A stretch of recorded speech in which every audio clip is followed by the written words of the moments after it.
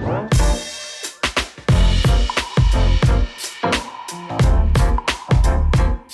the last 3 years, I've been travelling the world to discover and tell the incredible story of how beer built and changed the world.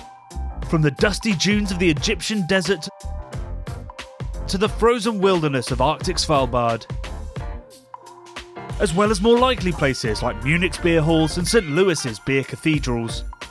I've come to believe that the creation of beer and wider fermentation is as important to human development as the discovery of fire. The list of achievements made in the pursuit of better beer is mind-bending. We invented refrigeration to keep lager cellars cool, adopted pasteurisation to keep beer fresh, and laid railways to take it places quicker. Beer has inspired some other great discoveries, including germ theory of disease, and brewer's yeast is now used to create vaccines, insulin, and even biofuels.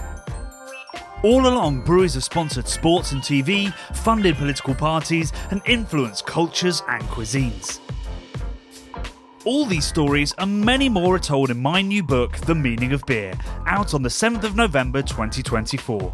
Buy your copy today, right after you watch this week's episode inspired by one of the chapters. So I started the Spartan episode by claiming that we had the most important beer on the planet on the table. Yeah. I think a lot of people would possibly try to claim that this one is. And you could make a pretty strong argument. I put this at number 4 in the world's most important beers.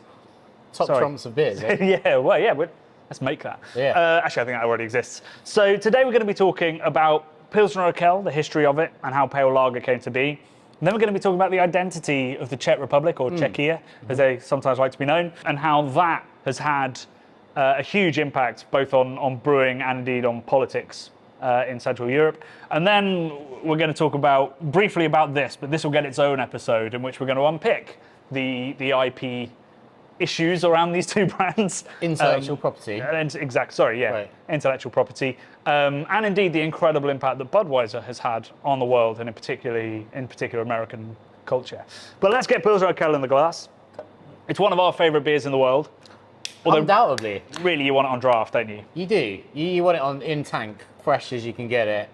But I don't think it gets much better than PU, fresh from a keg. I think it's amazing. It was one of the best trips of our lives, I think. And we've done this now 4 times we've been to Pilsner Urquell? A few times. 3 times, 4 times? A few times. And it never gets old drinking it from the oak vats. No. Down there, seeing it in all the bars and the care they take over it. For me, it's like a world change. My world opinion on beer changed having been there and seeing the industry that's there. Yeah. The love, the history and everything. Absolutely. And, it's a very unique brand, but it's also a very unique beer. So not just the history is unique, So we've just been drinking Spartan. The bitterness on that it's claws at you. Yeah. And the big kind of bready, caramelly note from the decoction as well. And the open fire boiling as well. It's a remarkable and unique beer. And I remember drinking this in my teens and not quite being able to not really noticing that. Yeah. But now that I know the history, it's changed the beer for me. Maybe you were drunker when you were Maybe I was drunker in my teens. That's also very possible. So Pilsner Urquell is sort of known as the origin of pale lager. And that's certainly the tale that we were given when we went there, right? Yeah, for sure. Should we go through the history of PU and then explain where possibly there are some exaggerations made? So Pilsner Urquell, Pilsen, the town where it is from, was not famous for brewing good beer. In fact, there's lots of historical records, like from the 15th, 16th centuries, of how bad beer from Pilsen was. Okay. There's an incredible quote from, I'm not going to try and pronounce his name, a writer who visits and says that if you poured Pilsen beer up a pig's behind, it would squeal for a fortnight. Which is quite an image, and also probably true of all beer. Yeah. I'd have thought. Trying to wrap my head around that. Yeah, exactly. But it had a terrible, terrible reputation. Yeah. And that terrible reputation comes to a head in the 1830s when supposedly the beers being brewed by the local people who had the rights to brew were restricted in those days in the towns. Basically, the locals got sick of this terrible beer and they did a kind of ceremonial pouring out of all the batches of beer on the town streets. square. Yeah, in disgust. Yeah. And I sort of imagine the people that were there sort of cheering sarcastically, like when somebody drops a glass at a beer festival. Like, "Hey." Yeah, and like when you think back then, it was the bread of life almost, wasn't it? Like this, you had to drink beer. Yeah. So if you're throwing your beer away in disgust, you haven't got many options left. What you're going to drink after that? No, exactly. Beer was the most common liquid that you consumed, let alone the most common alcoholic liquid. Yeah. So it was a big statement to go, we're not drinking this shit. Yeah. And so the people that did have the brewing rights went, okay, right, clearly the beer's not good enough. They did actually go to the mayor first and say, this is a bit upsetting. Yeah. And also complaining about some Bavarian beer that was being imported for people to drink instead. To which apparently the mayor replies like, we'll make the beer better and make it cheaper. I'm not. I agree with the drinkers. Big time. So basically, a couple of them band together to found a new state-of-the-art brewery, right? Yeah. And this is in the early 1840s. So we know what's going on over in Bavaria. We know that they're using indirect kilning, and have taken lots of technologies from Britain to improve their beer. And they basically take inspiration from that. So they build this brand new brewery right by the river for transport. They dig cellars like they do in Bavaria so they can age it lager it under there. They actually, borrow a yeast from, we think, Hackashaw Brewing. And they cunningly disguise it by calling it the H yeast, so no one will ever know. Yeah. And they employ a German brewmaster, Joseph Kroll. I mean, that's the way to do it, right? You learn from someone who's doing it better than you. Yeah. And you literally it's co-opt one of them. Yeah, you get one from the other team. Yeah. And you go, right, can you do what you did there, but better and cheaper here? Yeah. That works. They do have some advantages, though, to the Germans. Okay. So they do, of course, have the glorious Saaz hop from the Zatec region of the Czech Republic. Sure do. And they also have beautiful Moravian malts from the east of the country. So they've got their own unique ingredients, plus German technology and the German brewmaster. Yeah. And they think this is it. So in 1842, they brewed their first batch. They wait till September because you didn't have refrigeration at that point. And they brewed their first batch. Now, the brewery will tell you, they'll be like, and our wonderful, amazing Joseph Groll, founder of the pale lager, he killed these malts so fine, so beautifully, such low temperatures, never achieved before. How big were his muscles? I mean, if you look at the photos, I'm not sure muscly, or indeed looks. He's a striking middle-aged man. Yeah. He supposedly brews like the palest malt the world has seen. Kilns the palest malt the world has ever seen, and it results in this incredible coloured beer, which would have been paler than anything that Gabriel Sedelmar was doing at the time. It's amber. Yeah, exactly. Now, a couple of issues with this. So Mark Dredge's amazing book, A Brief History of Lager, he talks about how there's several references to the fact that Joseph Groll is a bit dense, even from his own father. Oh. So it's quite possible it was a mistake. And he was like, well, I've got to brew with it now or else they might fire me or something. So luck. Could be luck. Could be No luck way. that resulted in this. This amazing story Could be luck. Yeah. founded on luck. Do you know what? Sometimes that is a world-changing thing, right? Yeah. Just getting a stroke of luck. Exactly. I mean, it's either Mistakes. necessity or it's luck can Yeah. often yield the biggest advances. I love that. And you see that throughout brewing all the time because back then it was still a bit of a guessing game. Yeah. So this beer comes out, it according to, and I think it's a brewery source if I remember correctly in the book, they're like, the people oohed and ahed at the colour of it and the frothy white foam and all this kind of stuff. A little bit hyperbolic. Yeah. But it was clearly very different to what the people in the Czech Republic thought beer could look like. So were they presumably they were drinking out of glass vessels, maybe? Well, so glasses sort of came in as beer started to look a bit more appetizing. Yeah. So I'm not 100% certain whether they were drinking in glass Maybe or not not. straight In away. 42, probably not. But this caused a great sensation that then spread very, very quickly as people wanted to learn those techniques and amazing. copy this beer, including, as we said in the last episode, the foundation of the Helles. And if it's not the first pale lager, because another possible option is that Groll either learned his processes at a smaller brewery we don't know about in Bavaria, so it was already being done by some small guys, and this was just the first to be written about. Yes. So he might have copied it from there, but it's generally accredited with the start of pale lager. And to my mind, certainly in terms of macro lagers, it's the best one in the world. Yeah. What an amazing legacy to have like kept up such a high standard for hundreds of years. Yeah. I mean, Like- people will tell you it's changed, Sure it has. but it's still delicious, Still tastes especially great. unpasteurized from a tank Yeah. and poured by somebody who knows what they're doing. So that's the story of Pilsner Urquell, and obviously there's another very famous Czech lager on this table. And these beers, I think, are constantly compared, Yes. probably to the great frustration of both breweries. But I think this might be the first time where I've literally just sat down and tasted them side by side. So I'm excited to try this caramelly, hoppy monster next to a beer that is considered a Czech Pilsner, Yeah. but recipe-wise isn't really one. So I'm going to pour us some Budvar. Tell me what your experience of our trip to Budvar was like. I mean, again, legendary beer, legendary experience. I would say there's nothing like being in all of the tunnels and stuff underneath Budvar. But there is, because it's a bit like being in Pilsner Urquell. It's pretty similar. But they're equally amazing, I think. Yeah, I think, I mean, people always ask, and we've had in the comments on both videos, like, which one do you prefer? And I think it depends on your mood and what you're looking for a couple of reasons. But what I will say is, these guys make essentially one beer. The dark lager and the sort of the Imperial Reserve, Banging. one of the best beers in the world. Yeah, amazing. But this beer is more like, really, a Helles, because it's got very, very low bitterness. But it does still have that decoction character, which you can see, they're pretty much identical colour, aren't they? Colour-wise, pretty similar, yeah. But about half the IBUs.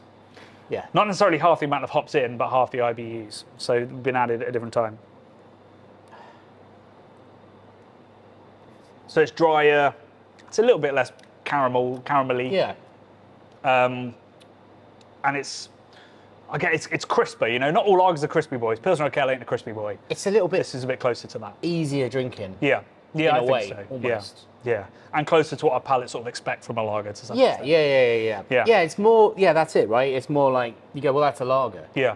Like I'm not saying it's not complex, but there's less, well, there is a little bit less complexity. There's less complexity, Yeah. but the complexity isn't always good. Still depends delicious. on the style. Absolutely delicious. Yeah. So what's really interesting is obviously when they founded Pilsner Urquell, they were trying to brew like the Germans, right? Yeah. When Budvar's founded, it's actually founded out of a rejection of German culture. So the Czech Republic has been in sort of the crosswinds of European politics and wars for centuries and centuries, and in fact, is sort of, you know, only becomes the Czech Republic in 1993. Before that, it's constantly owned Nazis, communists, part of the Habsburg Empire, not part of the Habsburg Empire, variously slightly owned by Bavaria, just an absolute mess in terms of the borders. Yeah. But one thing that held sort of the culture together, the identity of the Czechs, is A, the Slavic language they use, and B, the fact that they loved beer. So in 1993, when it finally became its own country, it immediately topped the list in terms of most beers consumed per capita. Love that. 227 pints a year is consumed on average. Well, that's- That average includes, you know, women, children, old people. Yeah, that's crazy. So it's a lot of beer, the people That's that are a lot of drinking. beer, yeah. And it has always been at the top since the country was founded. And that is, you know, their obsession and love of beer goes back centuries and centuries. But what's interesting is that the Czech Republic was, as I've said, often part of some kind of Germanic or Austrian empire. Yes. So there's lots of Germans in the country. Yeah. And in particular, Budweiss, where this is brewed and was invented, was nearly half German. And the Germans were typically the wealthier residents. So they actually had most of the rights to brew, as we discussed. Only certain people could brew. Sorry, brew commercially, I should say. Most people were brewing in their homes. And so it was sort of a bit of a bone of contention that the Germans had the brewing rights in this nation that loved beer, and they also owned most of the businesses. So they were the wealthy elite class, they were on the council, they were running everything, and this was of great frustration to the Czechs. And this sort of came to a head multiple times in the 19th century. There were riots, police such as they were would have to be called in for disagreements and riots. And this came to a head actually during a census in 1890, I think. Yeah. When the German business owners all said that you, the Czechs that work for us, need to put German as your first language. Wow. Because obviously, in a nation that didn't have defined borders, if you Yeah. put that German was your first language, it essentially meant you were German. So it was an attempt at erasure.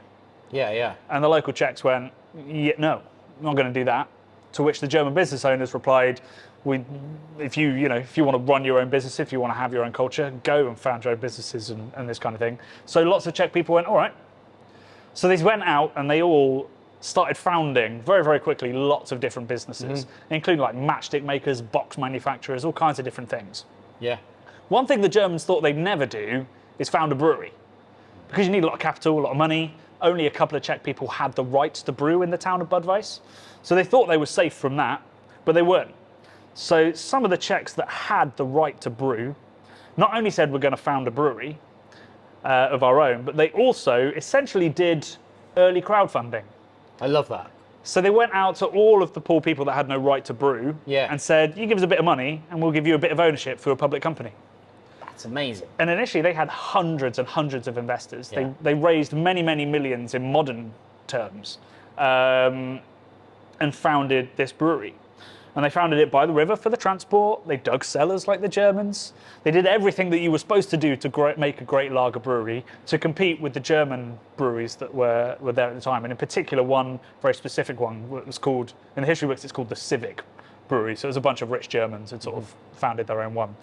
And thus started a war of words in the local newspapers. You had the Budweiser Zeitung, the Budweiser Times, which was German, saying, they're using river water and like the stems from barley to make this and saying it was going to be crap. Yeah. To which the Czechs sort of replied, well, everybody's going to start drinking all the Czech taverns now because they'll be able to get our better beer. And as far as I can tell, it was actually the Germans that had issues with the quality of their beer. But so even before this brewery was opened, Czechs from all over the country were trying to buy it because they wanted a Czech beer. Yeah, pride. Right? Yeah, exactly Amazing. that. Yeah. So it was pretty much founded out of national pride and identity in a country that didn't have borders to be able to be like, these is people us. are Czech. Yeah, This represents our people. exactly that. How powerful is that? I think getting a nation behind, it's a symbol at that point, isn't it? It's not even about its beer. It's a symbol, it's an identity of the nation. Yeah, Something to be proud of. exactly. If you're a Czech person, you drink the Czech beer, which Love it. There were other Czech breweries, but not ones that were like, not only are we Czech, but also fuck the Germans. Yeah. So this was an incredibly powerful opening. They couldn't keep up with the demand. Even royalty, like the Habsburgs, started buying it, which is where we think possibly, this got the reputation as being called the beer of kings, which then gets inverted here for the king of beers. I don't know whether that story is true. I couldn't find any true evidence of that. I like it. When we talk about Budweiser, we'll talk about the other possible reason for that nickname, the king of beers. So we now have Budvar. Budvar was a huge, huge success. Obviously, it was hugely affected by the First World War and by the Second World War. But these were also opportunities for it to display its Czech identity. So particularly in the Second World War, the Nazis came in to the Czech Republic in 1938, mostly into the sort of the borderlands to start with, lots of refugees coming into the centre. Budvar was at the heart of offering them shelter, food, drink, and was, a national, I get not saviour, but was helping the national cause. Yeah. It was then obviously taken over by the Nazis and run by the Nazis. The Nazis tried to change the name. So Budvar is a portmanteau of Budweiser Pivovar, so the brewery of Budweis. Yeah. They tried to change the name to this sort of very sort of fascist sounding, like collective breweries of the southern Czech region. Jeez. And people boycotted the brewery until they changed the name. And it was left essentially in ruins by the end of the Second World War. There was one horse left delivering by dray. Sad. Literally a one-horse town. Wow. And that horse was delivering beer, nothing else. Poor horse. So that's it. Poor horse. But town. It's a nice example of how important beer was. The final horse, not taken by the Nazis for the war effort, was delivering beer. Love that. And then, of course, it fell to the communist regime, who I think it's fair to say, so the Czech Republic was like very pro-communism in the end. A lot of bloody disagreements, I'd imagine, to start with. But so the comrades, the workers got behind it and wanted it to be publicly owned. I'm not going to dig into communist politics, but it basically meant that, if they wanted a new fermenter, they had to ask the Russians. So things happened incredibly slowly. Yeah. Because it was effectively a satellite of the Russian Empire, essentially, right? And, there were delays. A brewery in Budvar was not, the first brewery that would have got new equipment, Yes. Yeah. But, it kind of survived thanks to its incredible reputation as the beer of kings and this kind of thing. And then when communism fell in the early 90s, it stayed state-owned. Yes. Because of this incredible history of identity that it had. The workers and the people that loved the beer and drank the beer refused to let it be owned by, say, Sab Miller, like Pilsner Urquell was. What's also interesting, and what was hinted when we were, so do you remember, we were pouring beers with Radim, he was teaching us how to do it, and then I had an interview with the historian from which all of this flows and that tells the story probably much better than I just did in the book. At the end of the interview, I asked this question. I sort of straight up say, why was like Pilsner Urquell sold and Budvar not? And he gives me the spiel, it's important to Czech identity. But he also says like there was another reason. And he looks over to the translator, and I'm not sure whether like he doesn't know the exact story or whether he feels like he shouldn't talk about it. Right, okay. It's an interesting moment, but basically he says it has something to do with copyright. Yes, yeah. So the idea of selling this to the highest bidder, that highest bidder would probably have been That. these guys who wanted the name. Yes. And that would have been a true affront to the Czech identity if that beer was swallowed up, possibly closed. Effectively selling your national identity there, isn't it, right? Yeah, 100%. That is how important it is. And we had some great chats with Radim about the importance of Budvar to the Czech identity. Yeah. He sort of said that every election, there's one party that suggests selling it, and they've never got in because everyone it's initially like, well, we'd love the money, but actually that's a horrible idea. It is a horrible, and I think it is a horrible idea as well. Yeah. It's important. Like this stands out amongst many beers, right? It's like a co-op owned by the nation. I can't think of another beer that's like that. So there are a couple of them, but I mean, it's certainly the biggest, and it's certainly in terms of historical significance to a nation, probably bigger than any other brewery than Amazing. Potentially this one when we come to America. So, as far as sort of my favorite breweries, not necessarily beers, go, just the story of this, the significance of this just can't be underestimated if you are Czech or Central European or indeed British beer geeks. Yeah, enthusiasts. Yeah, and the impact of these two beers will go on throughout all of our episodes and keeps echoing in the book as well, because they're both so significant, most notably for American culture and this beer. And that'll be with you in a couple of weeks.